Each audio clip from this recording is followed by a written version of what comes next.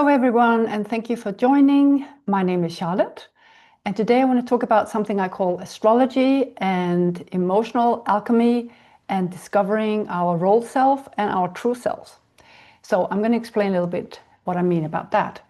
So if we take emotional alchemy, that means becoming aware of our feelings and thereby being able to transform them.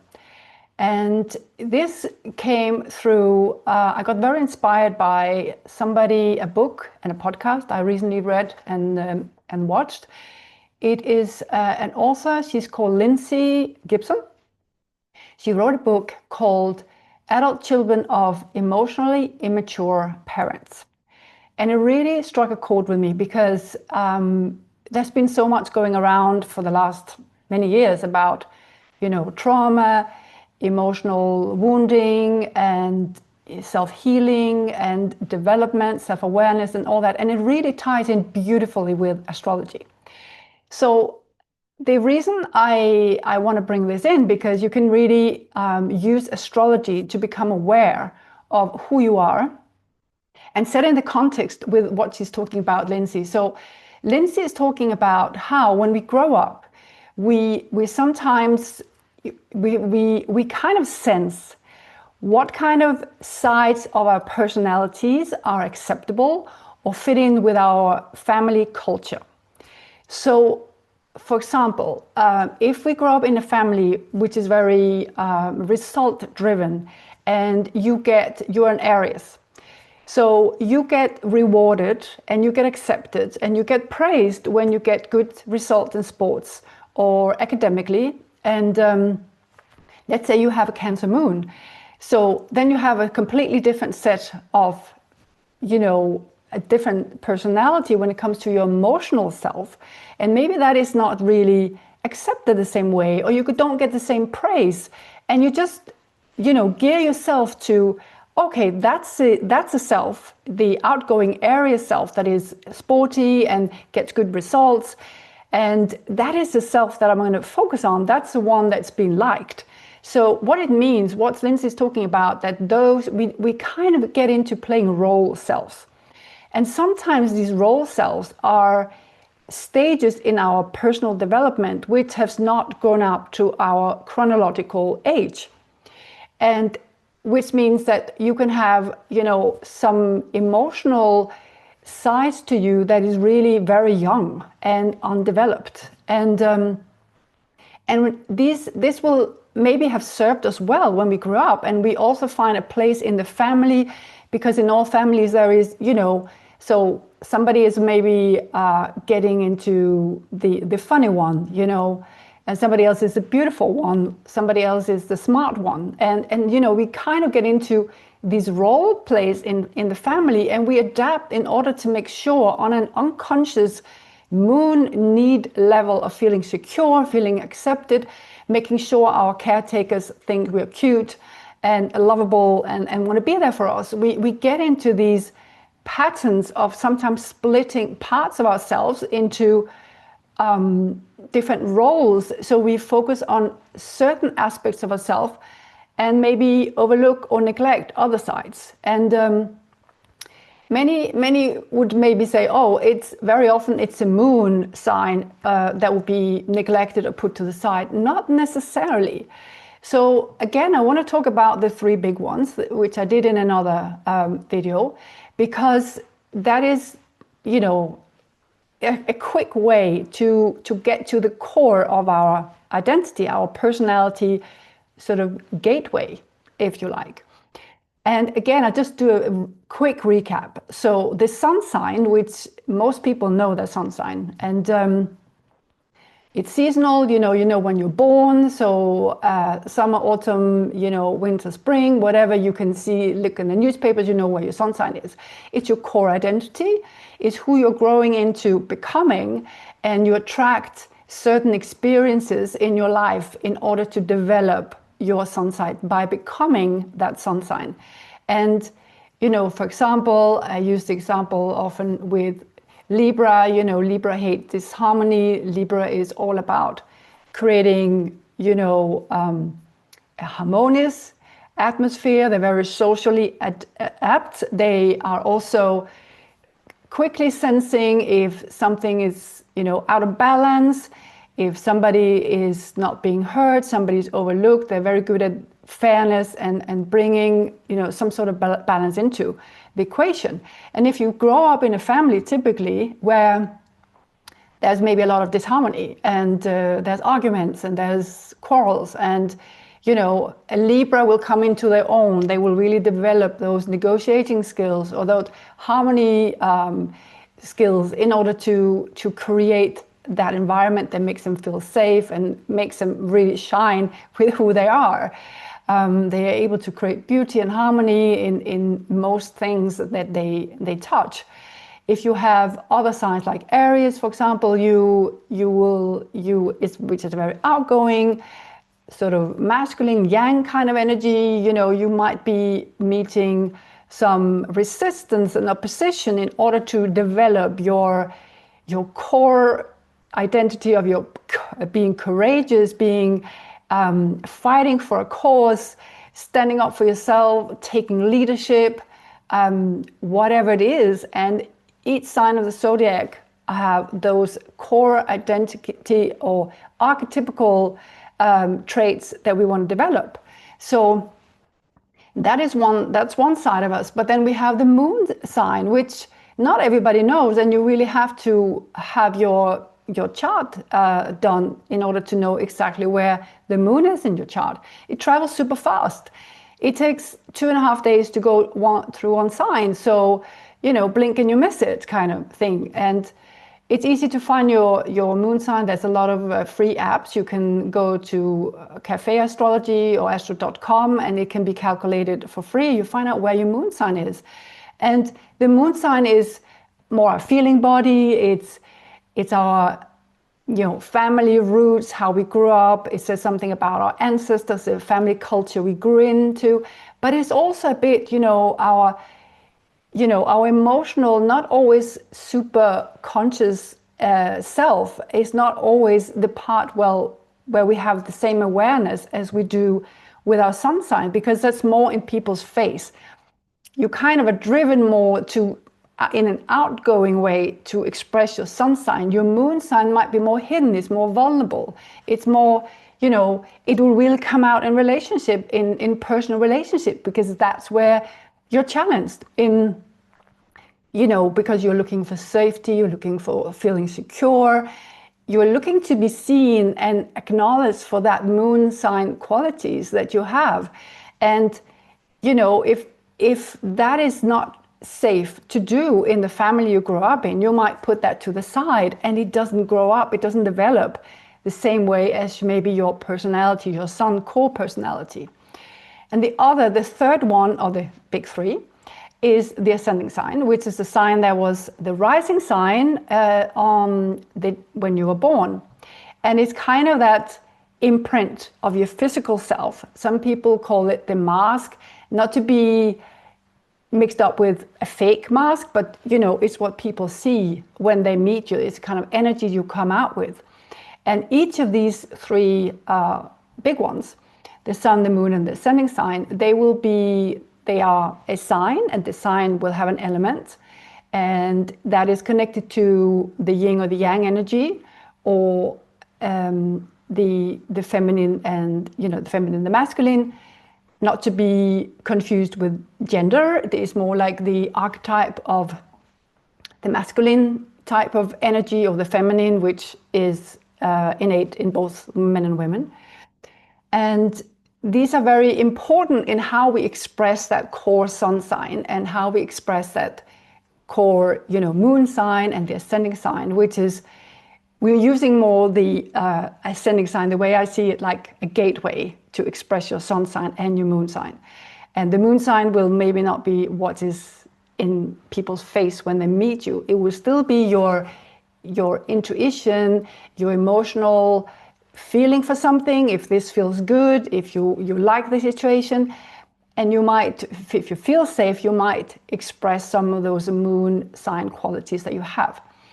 And so what I really liked with Lindsay Gibson and her explanation about the roles, And it made me really think about the family dynamic that we all grow up in and how we are rewarded for some certain behavior depending on the culture. You can be, for example, in a family, like I mentioned before, next example is a very high achievement type of family where, get good sports results, good academic results, and being witty, funny, or outgoing, like very masculine type of energy, outgoing, and you're kind of rewarded for that, and you fit in if you are able to express some of those family culture, because then it just feels like everybody feel more comfortable around that kind of energy. You can also grow up in a family where there's a lot of water signs, like Cancer, Scorpio, and Pisces, for example, and very feminine, very feminine kind of inward going energy, reflective energy. And in this kind of family setting, there's much more focus on, how we are, internalizing, our feelings, we reflect, we are very interested in art and, intuition and expressing ourselves and so on and so on. And then let's say you have one person in the family who is full of energy, like a lot of fire, a lot of air in their chart, and they are full on and this very masculine, outgoing energy, and they might be seen as, oh, you're not as sensitive as we are, you don't fit in, or they just sense. As children, we really sense where we would get the maximum response and positive response. Well, sometimes if we don't get positive response, negative response is almost better than nothing. So, it really depends on which family or which culture you grow up in. And it is really, really interesting to try and define by thinking about your moon sign, your sun sign, and your ascending sign. Just to take a simple 3, because of course there's a whole lot more to your chart than that. But, that would say, for example, let's say you are Sagittarius sun, which is a fire sign, which is outgoing masculine sign. And it's a sign that's very concerned with adventure. By traveling, discovering new cultures and way of thinking, like philosophy, religion, self-growth, self-development. The world is your oyster. You just, you want to just take it all in. Life is too short for everything I want to do and everything I want to explore. And that's one side of the equation. So let's say you're Cancer moon and your Scorpio sun, and you might feel, well, I don't know, because what's going on here? I have one side of myself which is outgoing. I can't get enough new people, new places, and all that. And then I need to go in and just be myself and not see somebody for a very long time, because there's a Scorpio ascending sign and there's a Cancer moon. And they love to be at home, creating a cozy, safe, and secure environment.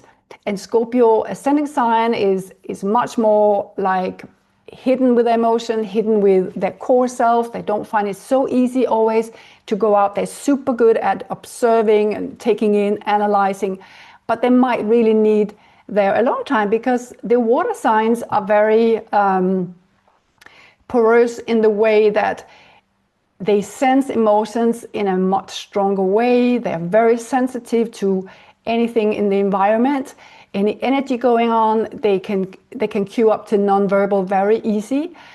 And so in order for them to purify themselves, they need actually alone time, and they need to just be by themselves. So how do you balance the two? You can see you have one fire and you have 2 water. So, some people might split, their personality, and it might be let's say you grow up in a family where there's a lot of focus on, the more feminine and yin signs, then you might develop those sides, the Scorpio ascending sign and the Cancer moon, you might develop that more than your other side, the explorer side, but it might come out in bursts, and you might feel something is missing, and you haven't integrated your true self, which is also the sun sign, which is super important. And it's really worth it to have a think about, what is your combination? What is your combination on the elements? You know, what do you have? Do you have 3 earth, for example, which makes you very grounded? You will take your time. You will think before acting. You will get all the data. You put it together, and then you make your move. If you're full of fire, you might say, okay, I'm going to chance it. I go with the feeling. I go with the instinct. It's going to turn around. Okay. You know, you take the risk in a different way than earth signs would not do if you have predominant earth signs. And, you know, if you have a lot of air, you might be prone to, you know, starting a lot of projects and maybe not finishing them, depending what else is going on. But you feel always you're on the go, and you might really identify with that side of you. But what if you, for example, have a lot of earth, you know, then it depends what you identify with. You know, have you developed your earthy side, the one that really takes the time, which is unlike the earth, because the earth is the air is fast, thinking fast, making decisions fast, not always the best decisions. Sometimes there are errors, but they need to make fast decisions because they have this masculine forward moving drive all the time. But let's say you have a lot of earth and you have a lot of water, then that will pull back a bit. That will pull back on that forward going. It's like, wait a minute, let's have a think about it. Let's feel into this. Is this right for me? Is this a way to go forward for me? So coming back to Lindsay Gibson, I really love the way that she talked about these roles that we play. And sometimes they really have a lot to do with what she talked about, the emotionally immature parents. And it's not to point fingers at our parents, but and many of us are parents ourselves. But it's also to think about, you know, though our parents also perhaps grew up with emotionally immature parents, and so on and so on. But if you want to stop the trend, the buck, we have to start with ourselves, right? So the way she talks about it is as well that when you have these emotionally immature parents, many of us experienced that although they did their best, you know, they were not fully aware of themselves and their own needs.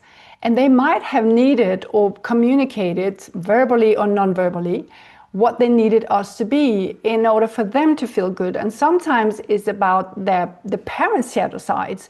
So they have a favoritism of one child who are expressing certain qualities, as opposed to another child who is maybe expressing what you would call their shadow sides. Like, let's say they have not integrated their own very emotional feeling side, their Pisces side, for example, where, you know, sometimes they just need that alone time. They get very easily influenced by energies. They don't have the energy to keep going, and they need to take a step back, and they need to nurture themselves and so on. You know, what if their parent would not, you know, acknowledge that side to their child, because that was something that was always put aside for themselves. So unconsciously they feel threatened when a child is expressing those shadow sides of themselves. So they turn to the child that is accepting more the what you call acceptable sides that they experience as children. So you can see how this pattern can continue, where, you know, we never get to heal because we are constantly having to split ourselves in order to be approved of, to be validated, to be loved. And so we bend ourselves out of shape sometimes to be what our parents are needing and what the family dynamic is needing from us.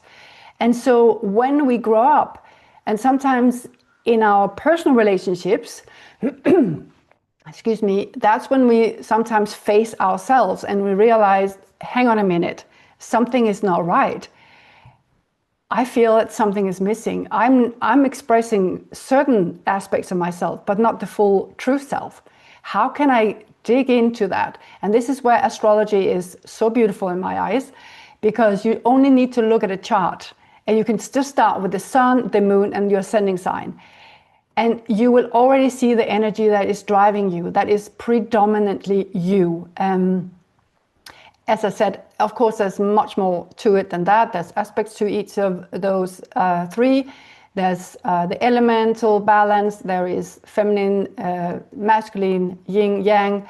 There's the modality as well, which I haven't really talked so much about today. But, you know, that will already say a lot about who we are, who the core of us is.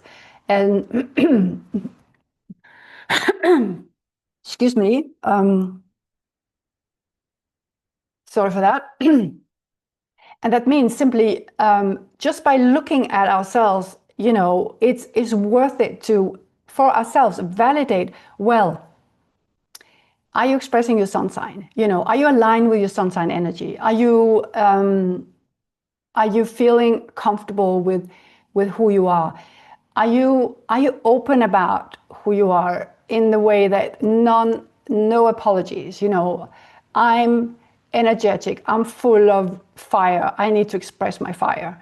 You know, I'm water, I'm sensitive, I'm artistic, you know, and that's great. I love that side of myself. Or I'm air, and I love new ideas, I love to learn, I love to teach, I love to get to know other people and new situations. So I'm earthy, I like beauty, I'm sensitive, I like to create something in my environment, I like to build wealth, I like to build values for myself. You know, wherever that goes on, the combination you have in those three, and think about, go back to your childhood, go back to think which sides of me would get recognition, which personality sides of me would get the instant validation and approval, and which side did I kind of have to put to the side.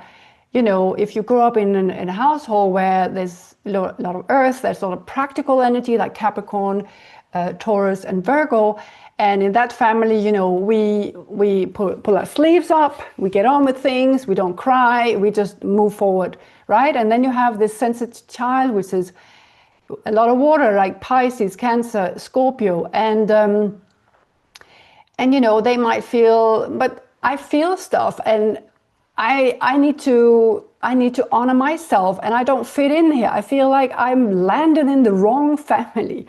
And how do you honor yourself if you maybe your whole life been getting the feeling that you were wrong, you know, when you are completely right the way you are? So I really recommend to check out Lindsay Gibson's, there's a couple of podcasts with her where she's been interviewed.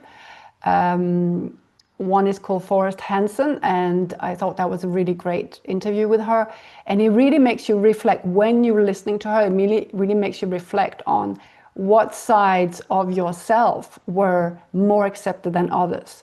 And so let's say you're not able to express a certain side of yourself. So for example, you love to read, but you grow up in a family where, you know, that's not how people entertain themselves. They go and do sports, they do, you know, they go and build something in the garden or whatever it is.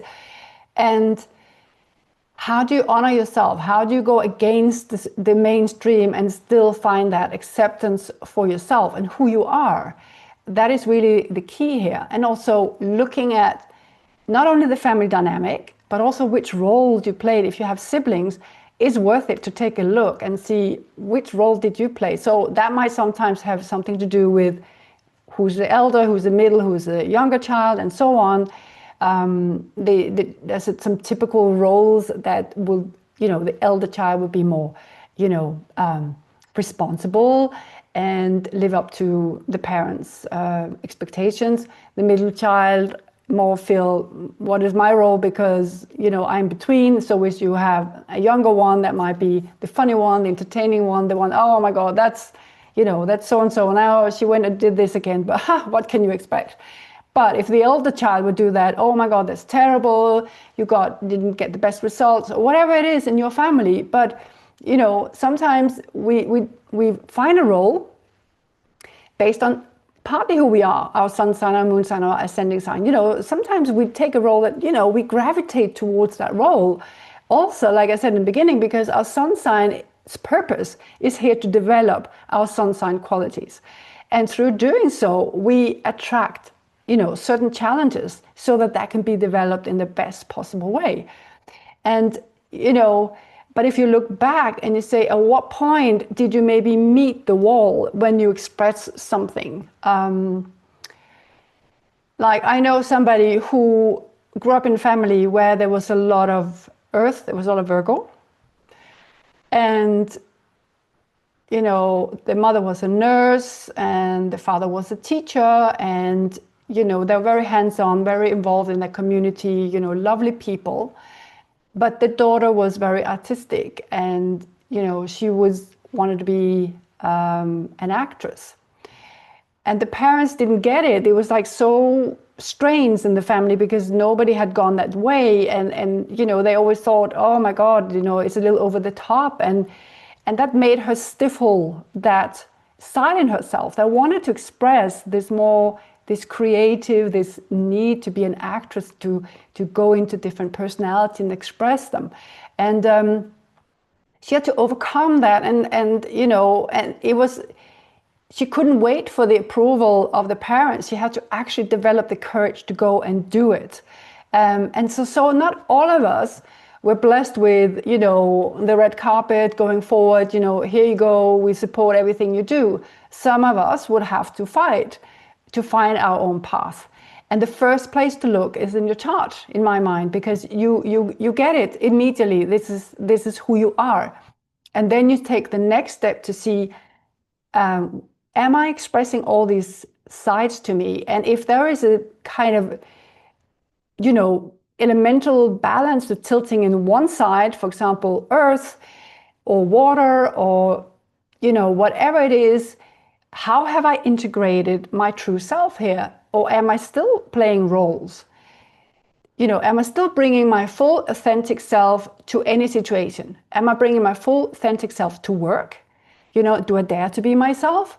Do I dare to, in an environment, to be creative, to speak up, to be courageous, whatever it is, come up with new ideas? And what about relationships? Am I being, appreciated when I'm practical and getting things done, or when I'm emotional and connecting with somebody and I'm artistic, intuitive, we do romantic things together, whatever it is, where is your balance? And again, you can take a quick look at the chart and you see the main three, and that will say immediately something about where's your core. And of course, if you have a personal reading, we go in a lot more in details because there's other players in the stage and they speak to some of your sun or your moon. There's stuff going on, the ruler of your ascending sign, where is it travel? It's kind of the scout you send out to say, okay, I'm going to go in this direction. All of this will have an impact. And the whole point of this is to become aware of our role selves and our true selves, and to see if we somehow can integrate and merge them together to become, this full energetic version of ourselves and all that we have within us, and make it that unique blend that is us. And whether we grew up in a family where the culture was making it easy for us to express that true self, or whether we had to hide certain things of ourselves because they were less acceptable, that was then. There's no excuse for us to not live that out now, because it's all about what I started by calling emotional alchemy, which is becoming aware of our feelings to transform them. And one quick way to do it is to, let's say you feel anger, you feel disappointed, you feel offended, or whatever it is. if it's just like a passing feeling, it's like, oh yeah, it was nothing, I'm a little angry about it, but it doesn't really mean anything. But if you feel that it really stings you or it gets to you, then it's worth it to follow it, to find out where the origin is from, and to see what is this about? Where is this anger coming? Maybe it goes back to a long time ago where you were not giving a voice. let's say there's a lot of air in your chart, and your family you grew up in, there was a lot of fast moving fire energy, and there was a lot of earthy elements. So, but nobody would always have the time to listen to your ideas and your questions, and you just felt, oh, I'm annoying, I have to put that side to myself. And there's an anger, there's, when you want to speak up, and if you're not heard, you get very offended, you get very hurt. That can be traced back to where it came from. And then we need to nurture that part in ourselves and make it grow up to the age we are today. I was speaking to a client, and I was saying, she had these issues where she didn't feel heard, and she felt that she had to make herself small to fit into the family because there was a lot of drama queens in the family, drama kings as well, and she just wanted to make as little bother as possible. And I said to her, try and go back, like if you are in the situation, but you are there with your wisdom today, your awareness today, and speak up for that child in that setting, what would you say? And I've done that for myself as well, and I found it super helpful, because then you realize it's almost like you pop the bubble of, this was a trauma that happened, or something very difficult that happened that you were powerless to do something about. But knowing, yourself, knowing your moon sign, knowing your moon needs, and what they're here to get, what kind of needs you are here to meet that might not have been met when you grew up, what kind of sun sign purpose were stifled, were held back, were like frowned upon, or whatever it was. And what in your ascending sign were told to calm down, be less of that, or be more of that. So when we trace back, where this comes from, we are getting closer to finding that true self, and we are closer to see, okay, that was my role self. It served me a good purpose back then because it got me a lot of praise. I was loved for it, but it's not the full me, it's not the full story. So the next step is now emotional alchemy, finding out all the parts and reclaim them and make them yours again and become that fully true self. I hope you found this helpful, and if you are interested in a full reading, you can contact me through my website or Instagram, or you're very welcome to leave some comments below. I love it when I have comments from you, and thank you so much for tuning in. Thank you for listening, and take care. Have a great day today.